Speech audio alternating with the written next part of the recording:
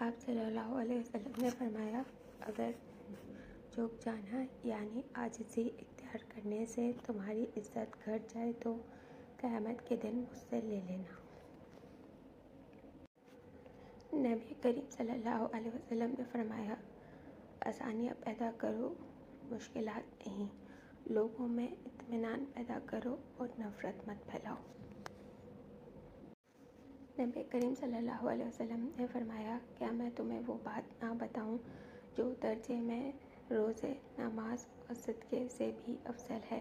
صحابہ کرام نے عرض کیا، کیوں نہیں، ضرور بتائیں۔ آپ صلی اللہ علیہ وسلم نے فرمایا، لڑنے والوں کے درمیان صلح کروا دینا۔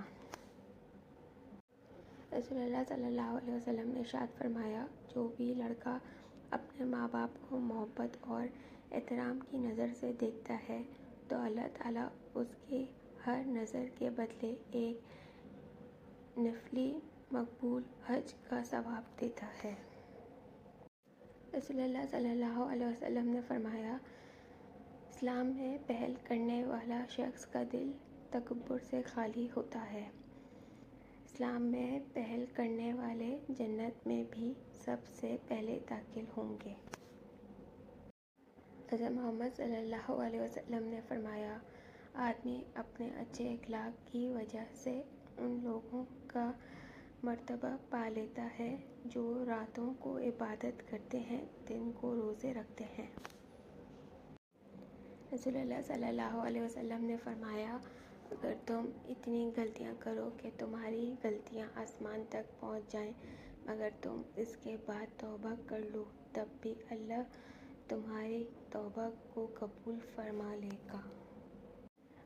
حضرت رسول خدا صلی اللہ علیہ وسلم نے فرمایا، برتنوں کے توڑنے پر ملازموں کو مت مارو، کیوں نہ کہ لوگوں کی طرح برتنوں کا بھی ایک وقت مقرر ہے۔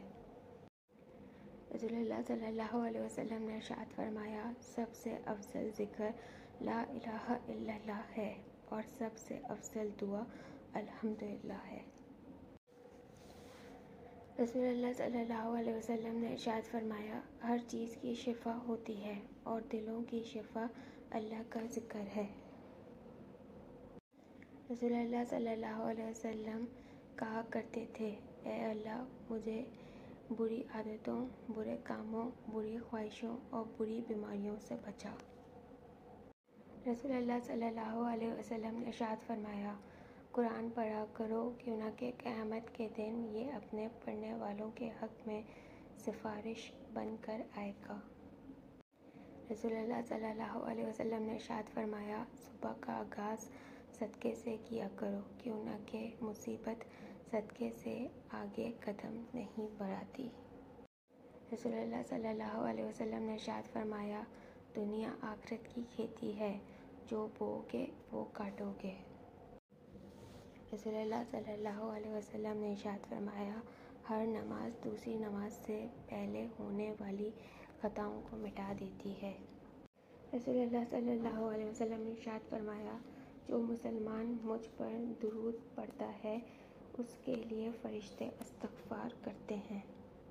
رسول اللہ صلی اللہ علیہ وسلم نے ارشاد فرمایا، نیکی سکھانے والے کے لیے ہر شے بخشش مانگتی ہے، یہاں تک کہ دریا میں مچھلیاں بھی۔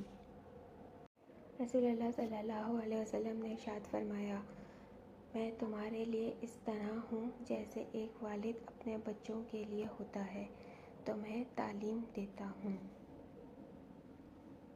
رسول اللہ صلی اللہ علیہ وسلم نے ارشاد فرمایا، لا حول ولا قوت الا باللہ، کثرت سے پڑھا کرو، کیوں نہ کہ وہ عرش کے خزانوں میں سے ایک خزانہ ہے۔ رسول اللہ صلی اللہ علیہ وسلم نے ارشاد فرمایا، نیک شخص بری موت سے نہیں مرتا۔